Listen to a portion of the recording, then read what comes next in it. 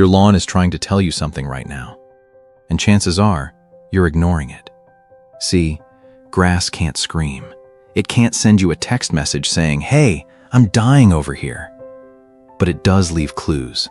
Little signals scattered across your yard that most homeowners walk right past every single day without noticing. And here's the kicker. By the time you see the obvious stuff, the brown patches, the bare spots, the stuff everybody notices, your lawn has already been struggling for weeks, sometimes months. I'm about to show you 10 warning signs that show up before the damage is visible. Some of these are going to surprise you. One of them is happening in probably 80% of American yards right now, and almost nobody knows what it means. Hey, welcome back. If you're new here, I'm Larry, and for the last few years I've been helping regular homeowners. Not landscapers, not lawn care pros, just regular folks. Figure out what their grass actually needs instead of what the fertilizer companies want them to buy. By the end of this video, you're going to be able to walk out your front door and read your lawn like a book. You'll know exactly what it's asking for before it turns into a $500 reseeding job in October. And stick around, because sign number 7 is the one that fooled me for 3 straight years. I thought I was doing everything right. Turns out I was making it worse. Let's get into it. Sign number 1. Your grass is changing color, but not in the way you'd expect. Everybody knows brown grass means trouble. That's not news. But here's what most people miss. A lawn that's turning a dull, grayish-blue color before it goes brown? That's actually your grass in a full-blown panic response. It's called wilting stress, and it happens when the grass blades start folding inward to protect themselves from moisture loss. Walter Kowalski, a homeowner out in Omaha, Nebraska, told me he almost missed this back in July of 2021. His lawn had this weird silvery sheen to it in the late afternoon sun. He figured it was just the light. 3 days later, massive drought stress across half his backyard. The blue-gray tint is your grass begging for water before it's too late to save it. Here's a trick agronomists at Kansas State University have talked about. Walk across your lawn. If your footprints stay pressed into the grass instead of springing back up within 30 seconds, that's the same warning sign. The grass has lost its turgor pressure. Translation? It's dehydrated at the cellular level. Now here's something almost nobody talks about, and it's sign number 2. The sound your lawn makes when you mow it. Sounds crazy, right? But healthy grass, when you run a mower over it, has this soft, almost swishing sound. Stressed grass? It sounds different. Crunchier. Almost like walking on cereal. That's because struggling grass blades get brittle.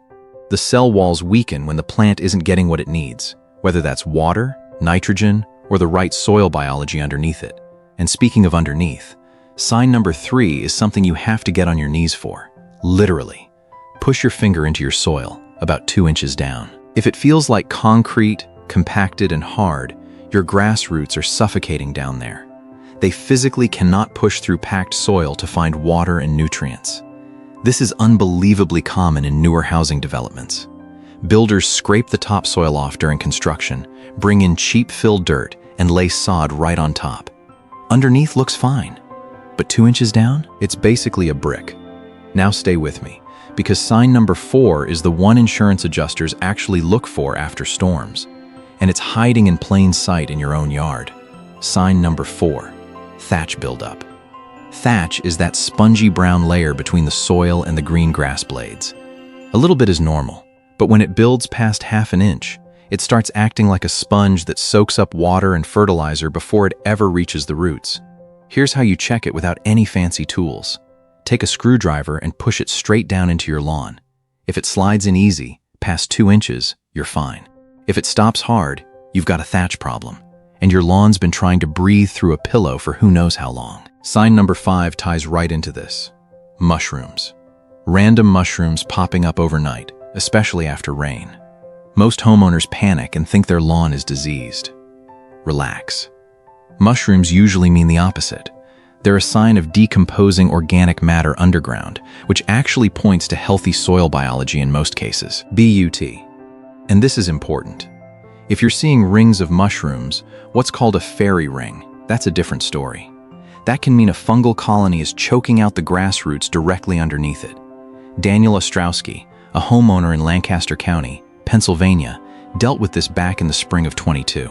He had a perfect green ring showing up in his side yard every May like clockwork. Took him 2 seasons to realize it wasn't a watering issue. It was fungal, feeding on old tree root debris buried under his lawn from a stump grinding job years earlier.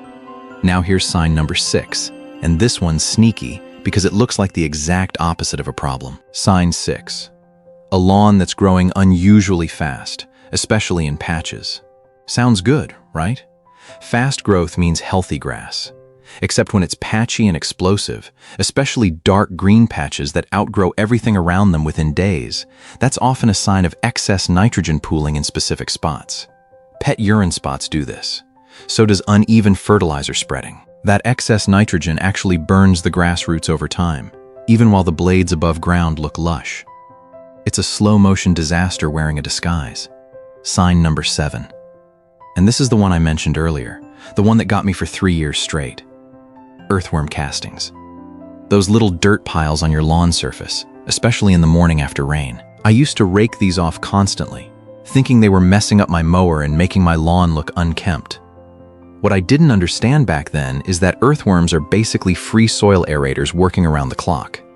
Getting rid of them, or worse, using pesticides that kill them off, was actually destroying my lawn's natural drainage system. Ohio State University Extension has published research showing healthy earthworm populations dramatically improve soil structure and nutrient cycling. I was fighting against the exact thing that was helping me. Took me way too long to figure that out. Sign 8. Your lawn is thinning out specifically along the edges near your driveway and sidewalk, but the middle of the yard looks fine. This one throws people off because they assume it's a whole lawn problem when it's actually hyper-localized. Concrete and asphalt absorb and radiate heat. In the middle of summer, the soil temperature right along a driveway edge can run 10 to 15 degrees hotter than soil just a few feet away. Rhonda Castellano, who lives outside Phoenix, Arizona, watched a 2-foot strip along her driveway die off every single July for years before she connected the dots. It wasn't a disease. It wasn't bugs. It was radiant heat baking her root zone alive. Sign 9. Birds. And I mean birds actively pecking at your lawn in the same spots repeatedly. Robins and starlings aren't just enjoying themselves out there. They're hunting. Grubs, specifically.